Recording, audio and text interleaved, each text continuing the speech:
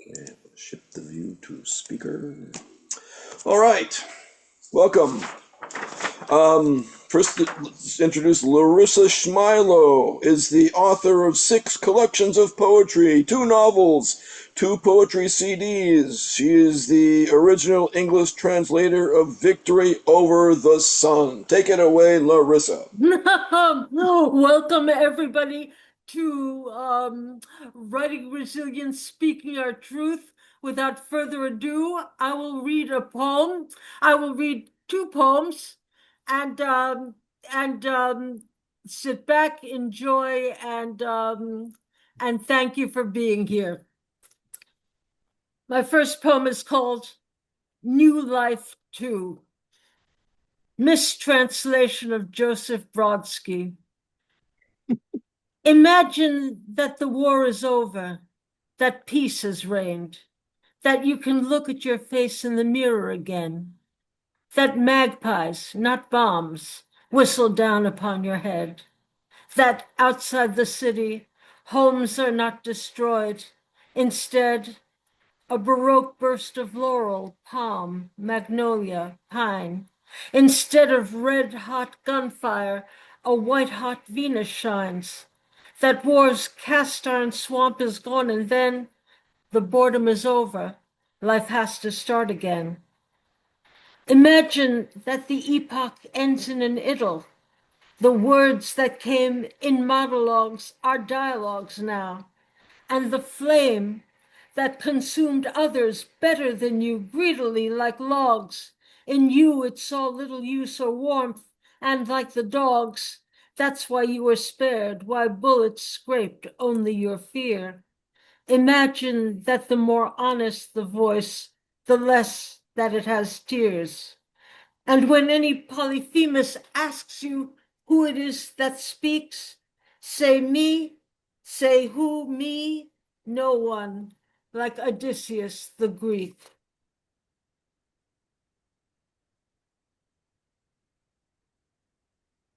Warsaw Ghetto. I am the Warsaw Ghetto. I am the Underground Railroad. I am a hero. I am the people who sang songs, who said the Lord's Prayer and the Shema Yisrael as the Nazis led them to the gas chamber. I am a 5-year-old girl in Jim Crow, Mississippi, going to school. I am Rosa Parks. I stand before the policeman, before his club and his gun, and I say, no, you can't have mine. No. They tortured me, and I confessed I couldn't help it. They put electrodes on my... and I screamed. I told them everything they wanted to hear. But I never believed them. I never believed their lies. I always believed in love, could see in the distance the light, and wait. I know it will come for help.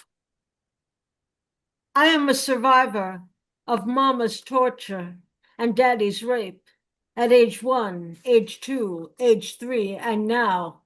I survived the selfish fondlings, the inspection of my genitals, the picking, groping hands, the gangbang, the lies. I survived the prostitution, the mutilation and sedation, the betrayal and attempted murder of my soul. Don't tell me there is no God. Who else helped me? It wasn't you. I called on God to help me. There was no one else. No mother, no father, no teacher, no preacher, no rabbi, no doctor, no friend. My enemies were powerful, like Hitler in the ghetto, but I held out. And when I tried to collaborate, wanting to die, when I tried to surrender, I couldn't do it. I had to stand up, had to fight, no matter how many times they knocked me down, called me crazy, made me cry. In the ghetto, in the sewers, there is a diary, there is a record, a diary like mine, of people who fought, of people who fought and loved, of people who fought and won. no matter what anybody says. Thank you. All right, it is my great pleasure to introduce Alex Cigale, who is a Russian-American poet and translator, awarded an NEA Fellowship in Literary Translation 2015. His Russian Observed, Daniil Karm's selected writings is from Northwestern University 2017. Take it away, Alex. Geez, I feel like this is a performance. Thank you so much, Larissa. That was quite powerful. I'm going to read translations of three classical poems from the 20th century, one from 1936, one from 1921, and one from 1910. And there's too much to tell about this, so I just want to read them. First two are shorter, by Dmitry Kedrin and Maximilian Voloshin, and then a longer one by Khlebnikov, okay? So I'll read the poem and then maybe say a word. Dmitry Kedrin, Coffee House. I think it should be called Poet's Cafe. One in possession of a flask of musk oil does not shout about it from the rooftops. The odor of musk speaks volumes for itself. Sadi of Shiraz. Among the poets, the following custom prevails. Having gathered, they cover each other in vomit. Muhammad, sticking his finger in Omar's chest, poured pails of muck and mud on the poor man. In a fit of anger, he tore the man's tunic off and squealed in his face, intoxicated with malice. You stole the 15th verse of my divan. You low down, for good-for-nothing lying thief. What thinking man, healthy in body and soul, will follow in your contemptible footsteps now? The elders all to a man nodded in their long beards, and the young men shouted in a chorus, "Bravo!" And Omar, having retreated beyond his threshold, spat from it and hissed, "You abject mediocrity, may the prophet's love never smile upon me, nor the Padishah's patronage shower its gratitude. You're unproductive and infertile, years now silent. You've no right to call yourself the Lord's psalmist." The elders all to a man nodded in their beards, and the young men shouted in a chorus, "Bravo!" But just one man drank his coffee in silence and then said, "Please, for the sake of Allah, for what purpose is all this gall and bile shed?" That was that genius, Sadi, the man himself. And the days raced by, covering both of the men in the cold snows of oblivion, now long forgotten. But that other one, Sadi, became a golden horn, and the entire coffee house lent him their ear. Like the tall, sweet, aromatic grasses, his word smelled of honey and of the fruits of the tree. And the callow youths did not cry out, "Bravo!" and the elders to a man nodded not in their beards. He mesmerized them with a song of avian beauty, with the lark's song of the meadow moist with dew. Yet among poets, the same custom still prevails. Gathering, they proceed to cover each other in vomit. 1936. And Kedrin was a great craftsman. He was also a famous translator. He wrote a poem about Ivan the Terrible's architects who were blinded so that they can't build another St. Basil's, and Stalin had him assassinated.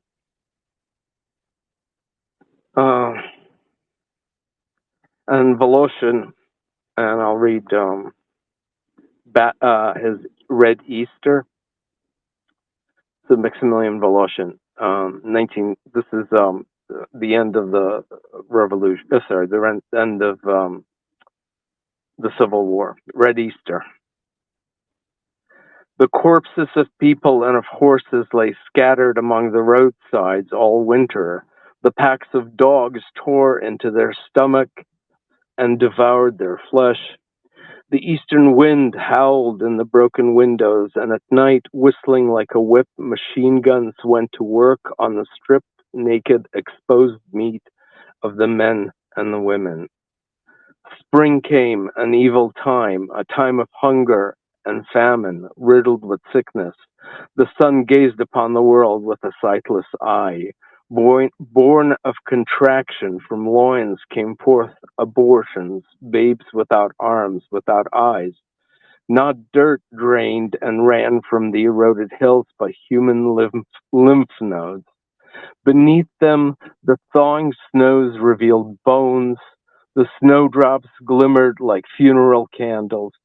Violets reeked of rot, the lily of the valley, decay, and the tree trunks, stripped bare by hungry horses, struck out obscenely like the feet of corpses. Both leafage and grass itself seemed red as blood. The green of cereals was scorched by fire and pus.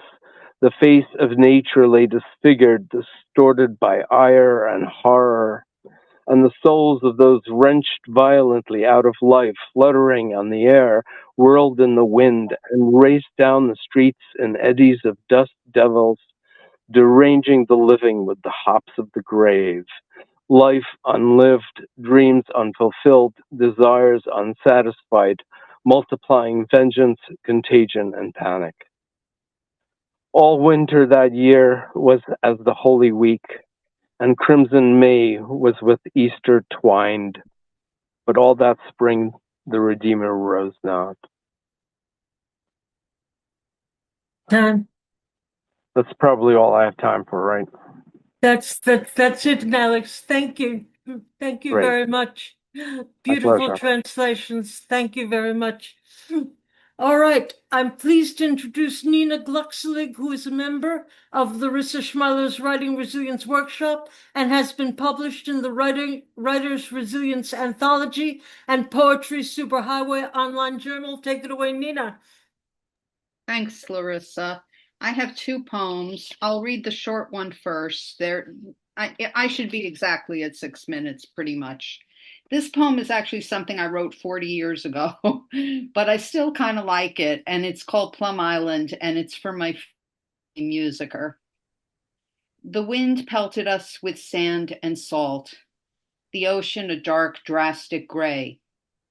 The wind supported my back. I leaned back as if in the middle of a sensitivity group playing the game of trust. I was walking with you, friend of my childhood. This was our first walk on the beach. Gulls bobbed up and down in the wind like carousel horses. I struggled with my camera, the lens covered with rain. I hesitated on the rocks, afraid to fall into a swirl of sea spray. My eyes froze into memory what the camera would not.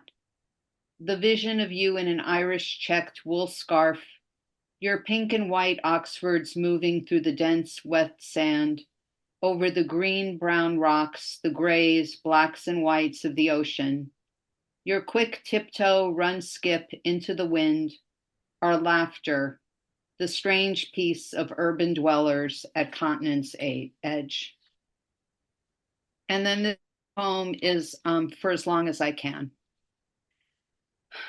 For as long as I can, I will knit a charcoal gray scarf with strands of silk and wool yarn. Knit, purl, knit, purl.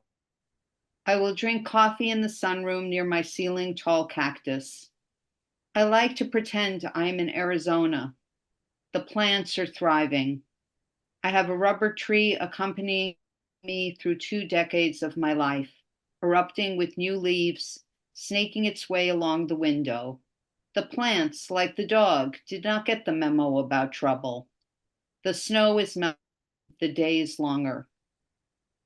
I will color a canvas bag imprinted with wildflowers, with purple, magenta, yellow, orange acrylic markers.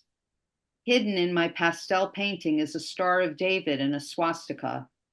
A friend asks me what it means. I do not know. He says to be careful. They could come for me.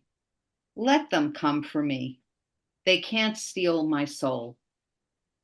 I buy a bone-colored velvet comforter. I want to be warm at night. The material is soft. I snuggle under the covers. It feels safe. I line up my stuffed mouse, lamb, lion, Gabriel's little cow, ugly dolls, along with my Klimt pillows. I make my bed every day for as long as I can. Mornings, I take a hot shower. The gel smells like roses and cumin. I eat a lemon square, sour and sweet. I read a suspense novel about children who disappeared. An FBI agent tries to find. I watch Law and Order Special Victims Unit. Olivia, Finn, Elliot, Munch, Kragen, good guys. They have their demons. They wrestle with evil. They catch the cruel and bring them to justice. Pedophiles, rapists, serial killers. They flinch, but they keep going. Why can't we do that? For as long as I can, I will walk in the woods by the river, kicking up dust, getting my shoes wet in the mud. I will glide my fingers over the piano keys as I learn Clair de Lune. I play Jarrett's rendition of Over the Rainbow.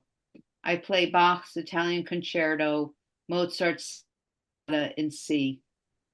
For as long as I can, I will listen to Copland's Appalachian Spring. It evokes the America I love. Ella Fitzgerald scat singing, it don't mean a thing if it ain't got a swing. Do-wop, wop, do-wop, do-wop. Rod Stewart's lyrical Time After Time. Judy Garland, Over the Rainbow. Taylor Swift's All Too Well. Gershwin's Rhapsody in Blue. Lester Young's Lady Be Good. Music inspires. I feel it within me. I listen. There will always be music. People will always sing. They lit Shabbat candles in the ghetto and the camps. They shared their bread. Color, texture, sounds, tastes, smells. I see Klimt's The Kiss in my mind's eye, Picasso's Guernica, Monet's Water Lilies. I walk in the sculpture garden in the Museum of Modern Art. My father took me to see the tapestry cloisters, the house with the beautiful Thinksis, I called it. I look at the Hudson River and the George Washington Bridge.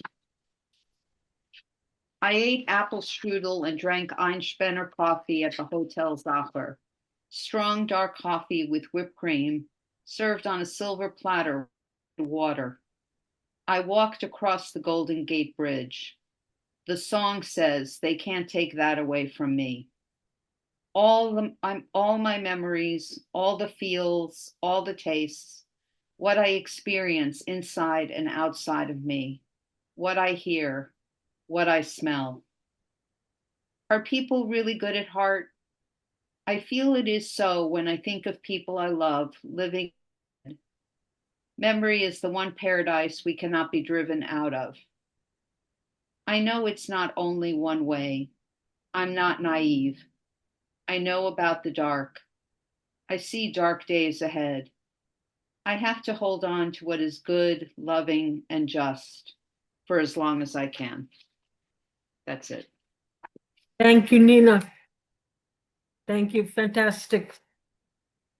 All right. Next up, we have Martha Jackson Kaplan, who is an award-winning poet whose book, Wind Eyes, is forthcoming from Mad Hat Press. She lives in Madison, Wisconsin.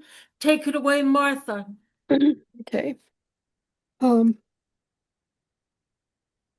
So this first poem, I have 3 and possibly 4, depending on how time looks. This is a response poem, and it's for Mark Vincennes. After Word Caught on the Riverbank. This autumn, the sky is indeterminate, a thinning blue without shadow. Trees sway, drop leaves, needles brown. Though you have given us your wildest words, it is not enough to be caught on the riverbank. Come, a word still craves to return that crack of light, as if a pebble skipped across the water, returned, nuanced, layered, stronger, and still able to dance, dispelling the shadows over the water, a frail echo of laughter in the rushes, voices fishing to catch the forever. And then a little wild west coast and farther west across the Pacific. And I think maybe this was published by Sandra, you guys. Dreaming of Hokulea along Highway 1. White stones, bleached bones, rested from the sea, rest on the beach. Fetch breaks in the wind, sand slips beneath, and sweet cedars twist toward headlands on the coast. Ghost Road, a lone traveler, a worn shoe and salt. Dream an illusion of elevation. Valley, redwoods, 5 a.m. In the fog, glass floats evoke ghosts of ancient nets rocking the whale road, signing the dolphin dance, salmon trail, and sea avian. Sing, ocean pulse. Listen for the male humpback whale. Listen for the chorus, one after the other, adding a coda, tone over tone, song over song, as if a jazz riff singing for love. Wayfinder, follow the flow west. Star path, sun shape at dawn and dusk. Touch, taste of swell, a crab claw sail tacking. Eye of white tern, atoll of beach, bend and green, ocean bent. Headings on Polynesian sticks and cowrie shells, cloud shapes, wave shapes, wind and wild. Sing sea green keening for voyagers in a koa canoe. It's midnight in Honolulu. And then one that some of you have heard before, but it's a cento for the mutilated world, a love poem to poetry.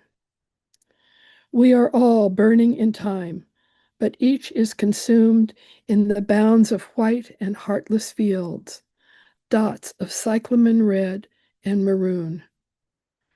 This morning, with a blue flame burning, my nerves open to air like something skinned, and the sky, with the steadfast blue, lizards grassed, the grass was lizarding. I am trying to praise the mutilated world, the perfection of all her fruits and vegetables, and the gentle light that strays and vanishes with the wind, over and over. But the bomb has entered our lives to destroy us. There is a hole in the garden. It is empty. I envy it. And the soul creeps out of the tree. This is the barrenness. What if we stood up with our synapses and flesh and said no? If we stopped being terrified? For we know terror is where the only alternative is to kill or be killed, where understanding among us becomes impossible. Leave us alone to love one another completely naked.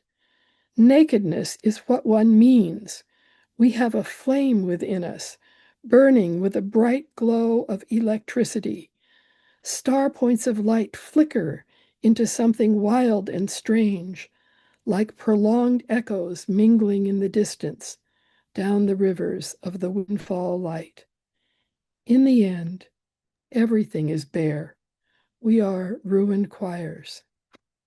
I think that's my time, isn't it? That's beautiful, Martha. Beautiful. Thank you. Thank you so very much. All right. From Alaska, Sandra Kleven of Cirque Press holds an MFA from the University of Alaska. She's the author of Defiance Street and Holy Land. Take it away, Sandy. Question. I timed this to fit several times. The real Serafina. Seattle summer 1963. I don't know where you went when you escaped your home. The one with your parents, where you just didn't fit. I am not on mute. Okay, good. I sure didn't. It wasn't just a clash of expectations. Parents who want you to be good and kids who want freedom. It was more like my mother wanted me to shut up and work. That's what it was like. We had a house full of babies and she needed my help. But I was somewhere else entirely. I was a high school junior. I was writing to Charlie at Harvard. I was balancing an intellectual life and a social life, and the work, always cook, clean, laundry, try to do homework, try to be cool. But then I got pregnant. I was sometimes dating a guy my age who was not a long-term love prospect. Charlie at Harvard was the one. In a mix of foolishness and drinking, I was with child. The first time I was close enough to a man for the science to happen. Such fertility astounds me. Well, I already lived in a home full of babies, and one more was not exactly shock and scandal. My mom lived with reality and never made things difficult. They did kick me out of high school in February of my senior year. I was sent out immediately to walk a long road home, lest some other student catch it. It was the same week Sylvia Plath would die in London. That summer would see Theodore Roethke's death by drowning. In November, Jack Kennedy would be shot. This is a story about David, but to get there, you need this background. Charlie shows up. He left Harvard in January. We moved together to Seattle's University District. The baby was born in May. Charlie took off on a summer adventure, and in the summer of 1963, my newborn son and I shared a house with David Hall Coleman. In the district, others escaping from high school had typical accommodations: a dorm room, a sorority house, a basement pad with walls open to concrete and 2x4s, or other spaces packed full of roommates. David and I had the poshest digs on the Ave. It was a 2-story house, walking distance to all the important places: coffee houses, galleries, bookstores, and a short walk down the street for cigarettes. There were 4 bedrooms. Others came and went, having rented the rooms upstairs. David was a sculptor who had just lost his Capitol Hill gallery. He was not yet 25 years old. David shaped who I am today more profoundly than any single individual. David had knowledge, class, and style. David was gay when it had to be a secret. Our house was set up with the leftovers from the gallery, the detritus of his lost dream. Paintings, sculpture stands, an antique gum machine. We never got into the details of David's loss. It was the summer of here and now. In time, David introduced me to what art historians reference as the Northwest School of Painting: Morris Graves, Kenneth Callahan, Mark Tobey. I called him David. He called me Serafina. Classy, a center for the scene. We were at the heart of art, poetry, and radical politics. It was perfect. I rocked to the rhythms while nursing my baby in the bent wood rocker. Just in terms of class and style, David gave me these things: Vivaldi in the morning, loud enough to awaken the household. La, la, la, la, la, la, la, la, la, la. Later, Carmina Burana, echoing in the entryway. The white walls of a gallery, a decade before it was trending. David in the basement, burning small silver sculptures he called organic. Fine herb in our commodity kidney beans, along with how to pronounce it. Pre-Columbian objects on the shelf: Danish sofa, bent wood rocker, palm-sized found objects mounted and placed in a high window. Terrarium growing in a 5-gallon glass jar. Oriental carpet. Check the knots on the back, he said. That's how you can tell it's authentic. A dining room table shortened to eat Japanese style, as we had no chairs. A huge globe of a Japanese paper lantern as the central light above. Graciousness with guests, as we had many, due to both location and our abundant charm, such as insisting that guests listen to us reading aloud from Catch-22 and crying with laughter, "I see everything twice too," filling a cardboard box with popcorn in order to accommodate the company. Having no large bowl on hand, we drank Kool-Aid. Looking around now, many decades later, and still you see the legacy of David in my house. Style, my home is a gallery. Fall came, and with it a different kind of responsibility. The house needed heat. I had to finish high school. I went to stay with a well-known painter and his wife. Charlie came back, and we got a place on Harvard East. I don't know where David went. I do not find him on social media's wide binocs, but he lives with me. He was my friend. During that summer, a girl actually named Serafina showed up. David assured me, "You are the real Serafina." In the summer of '64, Charlie and I left for New York. We hosted a gallery of friends, a farewell party serving crackers heaped with spread. One fell from the plate to David's lap. He left me with these scrawled lines: "My only memento of you is pimento, and egg on my knee. Don't forget me.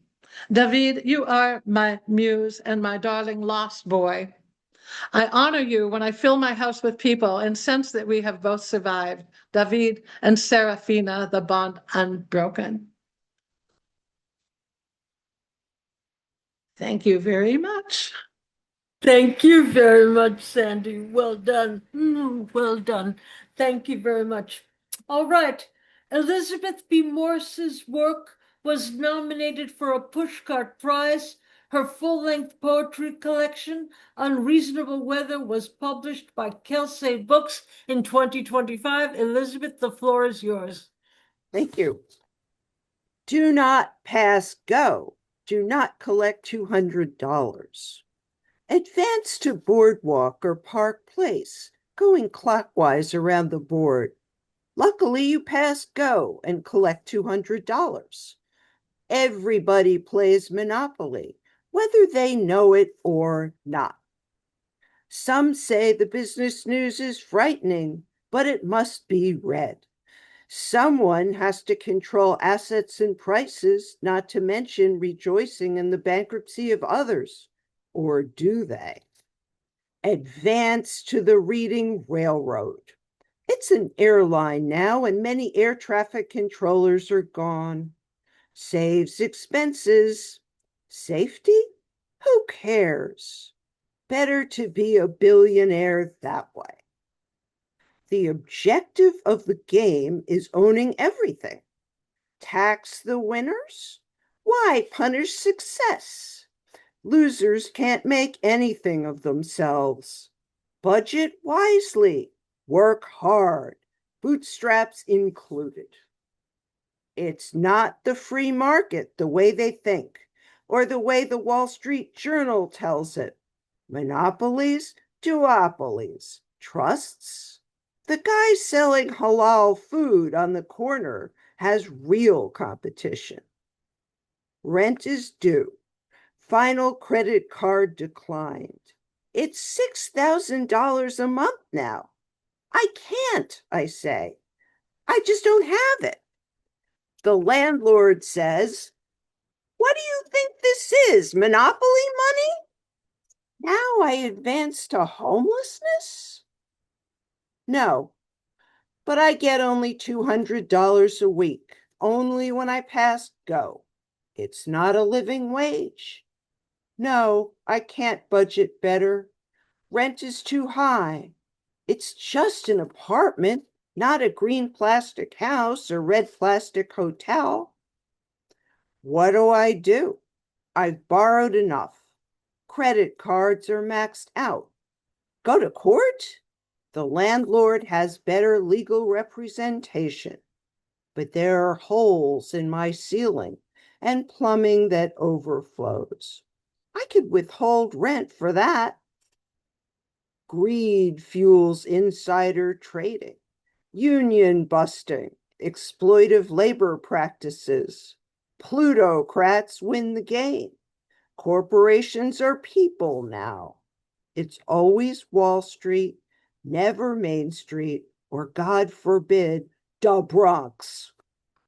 I can only hope that they will get this card.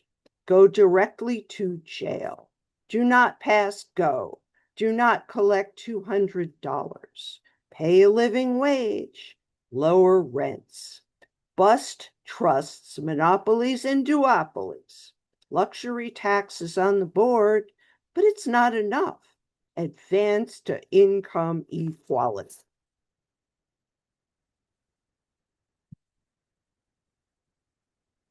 My mother's travels. My mother traveled the road of history, and she barely even drove. Vehicular violence is so American, she said, like rhubarb pie or unrestricted guns. Did transportation schedules move backwards? My mother made sure that they did. She was the tour guide, the acting professor, explaining reflections in the road, transportation to both lighter and darker eras.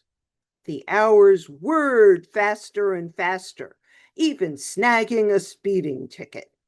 Vehicles slid backwards onto dirt roads. My mother is now history, like the outdated train and bus schedules kept in her purse. She was a reflection in the road, her surviving wisdom viewed often. Do I have time for one more? Okay. Fake news. We believed too much for too long. Everything on Fox News sounded logical, like the 1950s family I always wanted. We believed too much for too long. Microwave ovens were spying from kitchens, cooking up violent soups and stews. We believed too much for too long. A gun in every household, burger on every plate. God condemns all else. Just see Leviticus. We believe too much for too long. The news is bloviating entertainment. Is anything left? Only Walter Cronkite knows, and he's not telling because he's dead.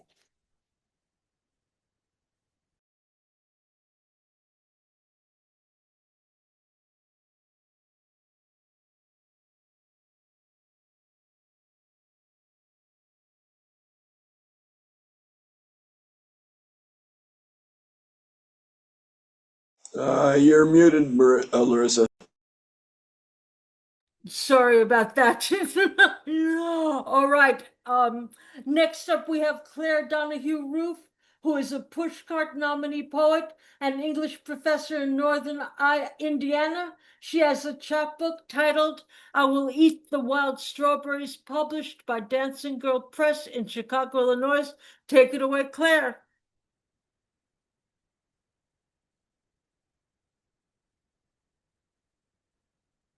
You're muted, darling. Okay, so I have 3 poems. All right, so the first one is Before This War. Before this war, there were other wars. Before this war, there were refugees running from other bombs. Primal fights over land and water rights made sacred gardens become jagged cemeteries. Lust for glittering green gardens and children's bodies led predators to desecrate paradise and innocence. Spring brings tornadoes to our doors and to our hearts. Wildfires whip, leaving desolation and burnt dreams. There are men covering their faces with feral intentions shooting poets and nurses. Yet it is spring, and the blueberry bush survived the cold snap. Chagall's lovers still hang on my bedroom wall. We drink our lemon ginger tea, hoping to spirit off the next disaster. Poet and musician, we too sink our bones into hope. Okay. Next one is called Red. These are not red tulips that tempt the heart to beat. These are the blue and white school uniforms now without owners. These are not the red and white Valentine cards children send to one another. America becomes a gun-rattling death song as lullabies linger lost. 3 fewer voices to say goodnight. Manifest and ammunition. This is the United States of anger. We put on our morning clothes, flowers, white, pink, and yellow, lay down their colors near school gates. Shock wears a black coat of arms. Memories flood the heartbeats of children that cease to be children. The news channels report the numbers. Parents grieve in endless interviews. We turn up the lights on horror. Women come and wash the white walls sprayed with red. We are the nightmare now. We are not the dreamers of springtime anymore. I have time for one more? Definitely. Okay, this one's called Moonglow. You are an 11-year-old girl, an almost full moon shining. You do not sleep well with the box fan whirring across your thin chest, your white undershirt smooths. You are a gold dream waiting. You already worry your mother. The red tulips tell you to blush, pink the spring. What do you know of boys, skittish like glitter? The vice principal walks too closely in the metal-locked hallway. Your mother is an angel without wings, and she knows what can happen in the dark. The moon is shining onto your body as a glamorous silver claw. Bravo, bravo. Thank you, Claire.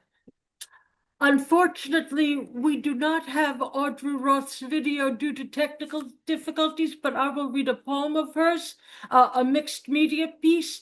Audrey Roth is the author of Arms Akimbo, A Journey of Healing, and has been published in the Writing Resilience Anthology, ritualwell.com, and other online publications. This is called Pirkei Avat Baby. Resents more than a few, but oh dear God, too many to mention. I did what I had to do and screwed it up without exemption. I had no charted course, no careful steps along the byway, and much less than this, I did it my way.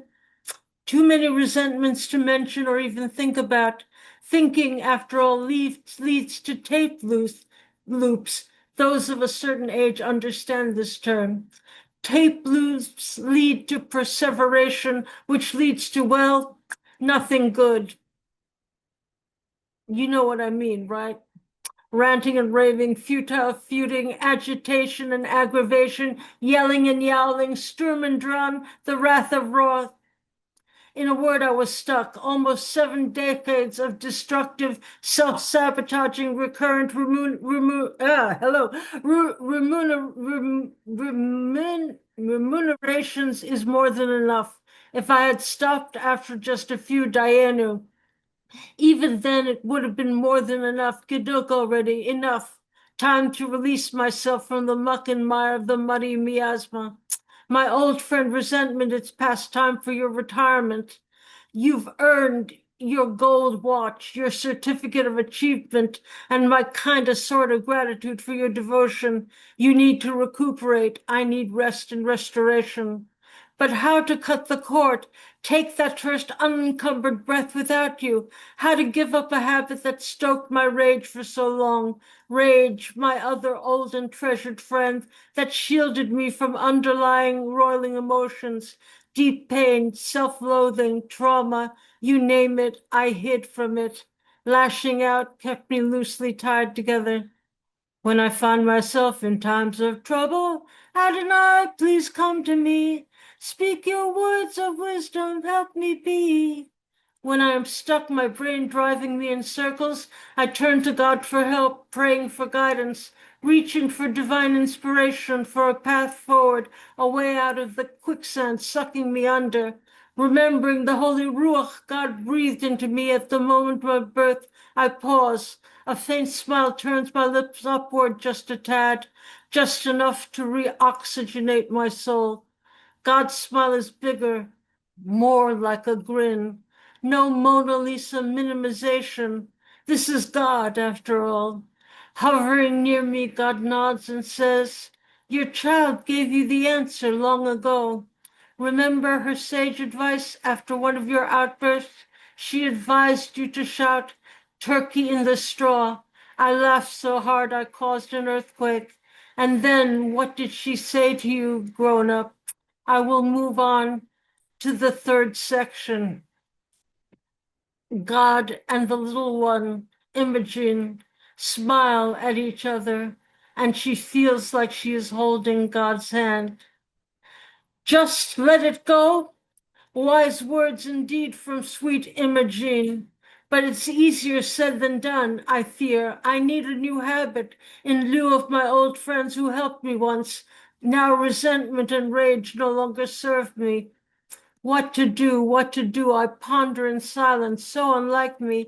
I will blow my resentments out to God, who can surely diffuse them, soothe the savage rage beast within me, and let me regain the Ruach breathed into me at birth.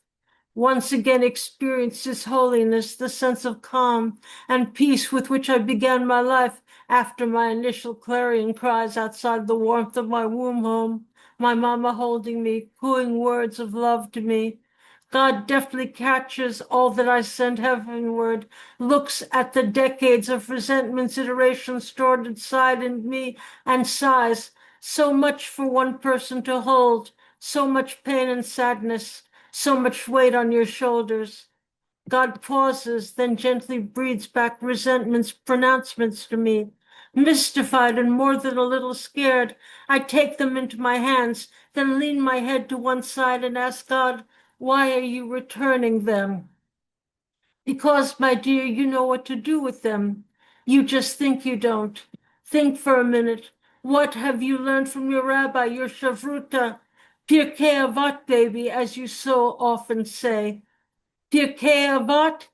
What the heck? I think for a minute, maybe less, and it hits me. I get it. Pirkei Avot, chapter 1, Mishnah 6, read to me by my rabbi, Rim Meritz, more than a decade ago when I was angry and hurt about someone close to me. Rim translated for me. Find yourself a rabbi, acquire a charuta, a study partner, and think the best of everyone. We studied this Mishnah together for an hour. When I left his office, it began to find its way into my heart and soul.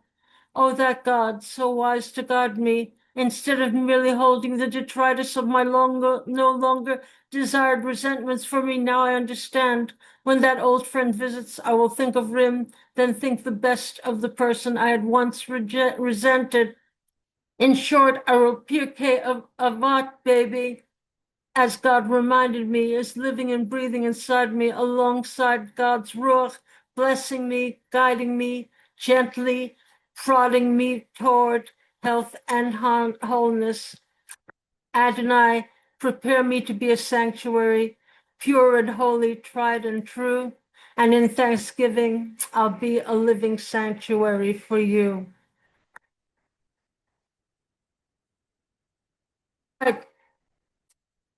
Thank you. I'm now pleased to introduce Cynthia Steele, who is an AK-based anthologized poet and nonfiction writer and associate editor at Cirque Journal. Her memoir, 30 Before 13, is forthcoming from Cirque Press. Thank you, Larissa. This is a piece called Footloose Summer.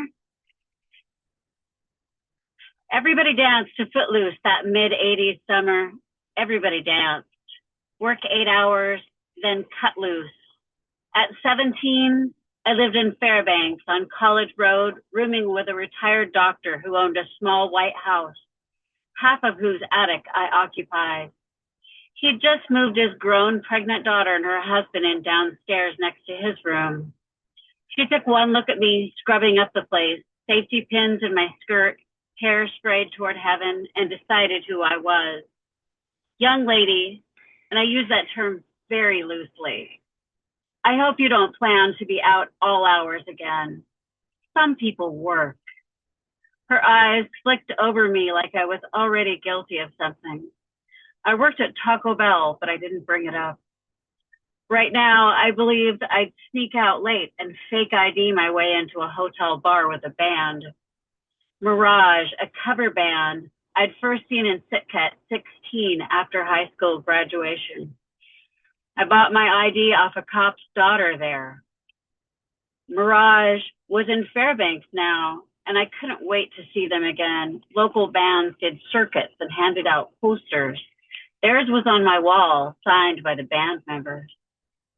I went beyond taking safety pins to the yellow skirt Mama made me with shorts underneath. I went full Madonna. A strappy tank top, a tied button-up hanging off one shoulder, and a bandana ribboning up my hair.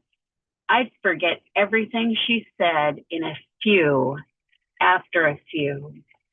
The lead singer, a dark-haired, tall woman, would sing Starlight, Starbright in perfect pitch.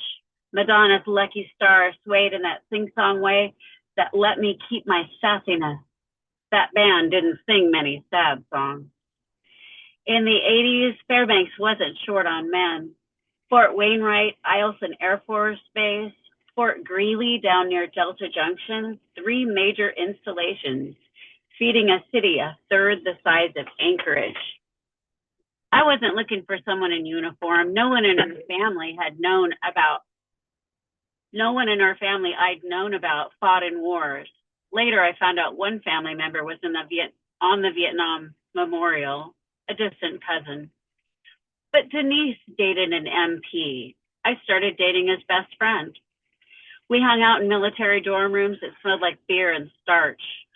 The vending machine beer came out cold. The music and card games formed a happy background hum while I slept after dancing nights. I blacked out more than once and woke up fully clothed, safe in a bunk in a cinder block room. That felt like proof of something. Not innocence exactly, but containment. I knew bad things happened. I'd seen enough of that already. Even riding my bike on Cushman at night home from the local bar where the band played was dangerous. The same car would pull out in front of me and stop, and the driver would holler, "Hey, little lady, how you doing?" Blocking my way from passing, so I had to cross the wide road. I heard laughing behind me as I dawdled away tipsy but back on my wheel. One afternoon, I was headed east on Airport Way towards Thief Highway. The intersection there is wide and exposed. Long sight lines, semis running hard through. Denise said her brakes were sketchy when I borrowed her sedan. She didn't mention they were already grinding metal on metal. I rolled toward the T at Airport Way and the Thief and pressed hard. Nothing. Felt like pumping pressured air. I could hear a grinding. A semi was coming down the Thief northbound, loaded, flashing in the sun. The long truck barreling toward me couldn't stop, but squealed its brakes like the chrome monstrosity it was. And in that split second, everything flashed. Every good and bad scene of my life. Secrets, drugs at home, yelling, hitting, Mama's love life, my sister's problems, Bobby's violent, my father's eyes across a restaurant table, the fishhook wreck, hitting a tree and totaling Ronnie's truck, drinking and laughing to forget my childhood, a Chippendales night, flipping my Cordoba and getting cut out with the jaws of life. All this before 18, worsening college semesters, academic probation, and pageants. And just as I thought I'd see Jesus, I didn't.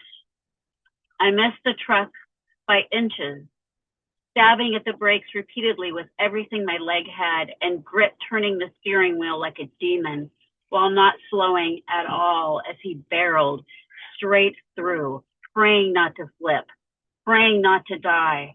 The sound came back first, the engine, the tires, the wind rushing across the cease, and my hands shaking so hard I pull over for a good 15 minutes of solid, slow breathing.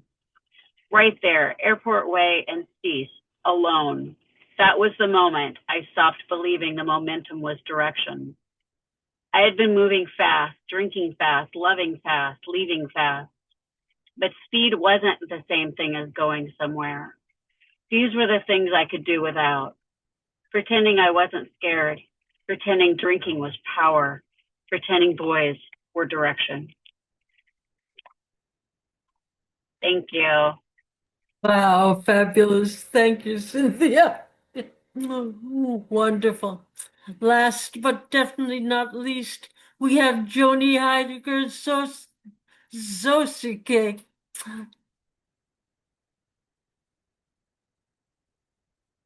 Hello. Oh, Sorry, I just hold want to on. finish my. Let me introduce you, Joanie. H.F. Zosike, Living Theater and Dada, New York, veteran founder, Pandemic Poetry Project, recipient NISCA, Jewish Foundation for Jewish Culture Grants, Maintenant, Lever Littéraire, Jewish Forward. Take it away, Joanie. Thank you. I'll say it like I mean it. Zosike. Zosike. Like Suzuki. Zosike. Okay.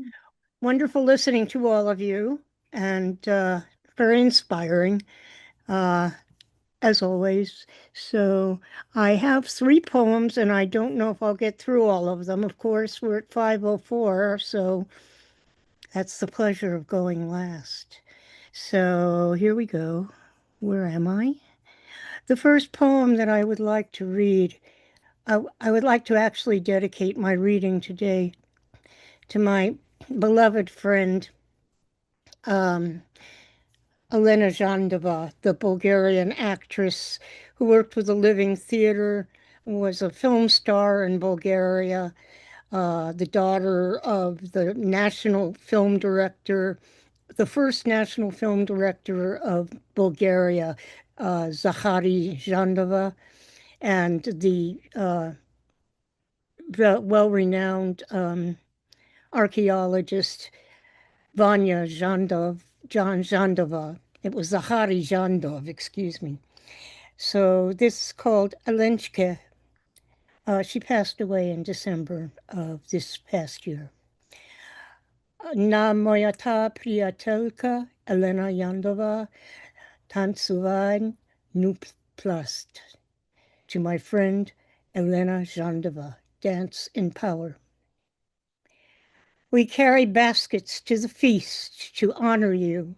Some bring field greens, wild strawberries, handmade chocolates, and some repurposed table scraps. We bring texts, music, ritual, Schlivovitz, and Budweiser. Weaving bells and triangles midst trees to honor you, singing of time spent together here, there, near, afar, inspirations, ideals, tales shared on quiet evenings, warding off despair. Here are some things I recall tonight. Vanya, Zachary, so many friends at the table, Sophia Homestead, Potemkin Pet, hours at my East 12th Street hovel where we first met, rehearsal nights, creating, drenched in sweat. Now you play in the stars, stationary star. No tears for you. You jeer and scrunch your gorgeous face into a mask of mirthful disdain. No time to mourn, you would exclaim. I say the same. I keep your wisdom near. Grateful that our lives have crossed, laughing, working, shedding tears for loves who somehow came and went or remained friends, as you and I did over miles and years.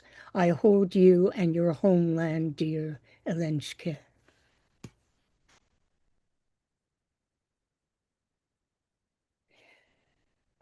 The second poem I'm going to read is Silence Equals Death / Ice Equals Murder. This was just published in Moonstone Press's Ice anthology.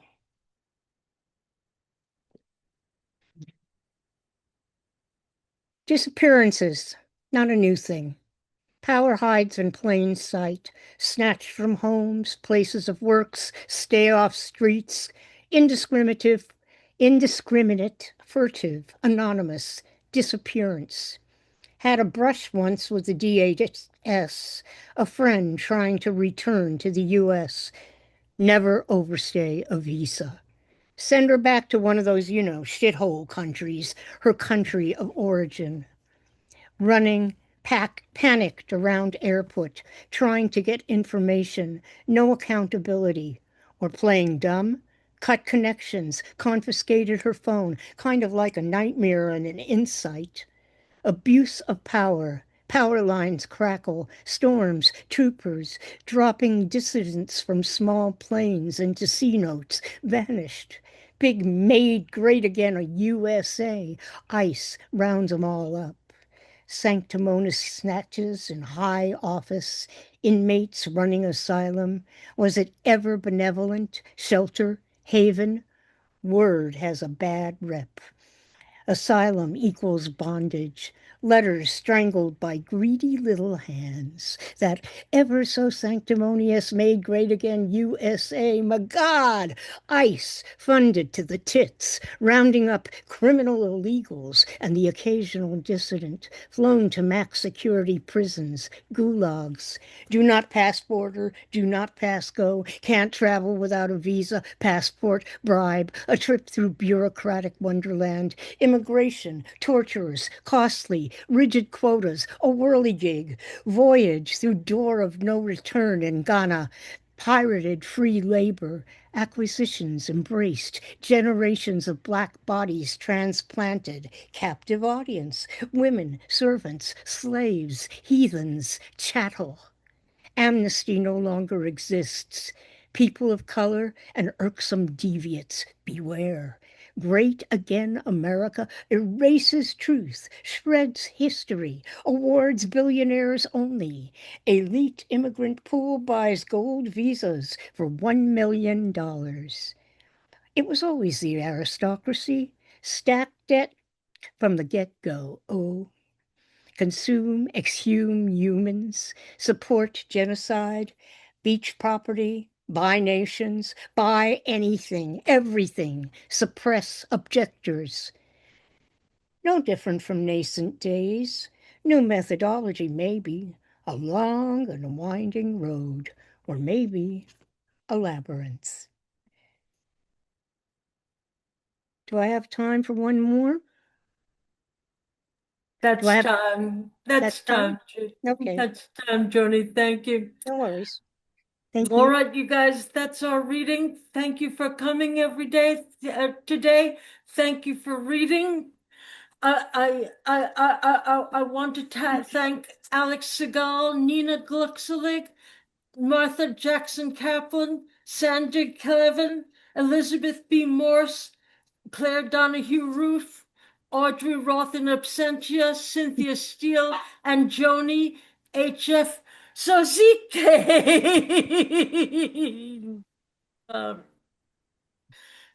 Okay, be on the lookout for the YouTube of this reading. Thank you. Thank you.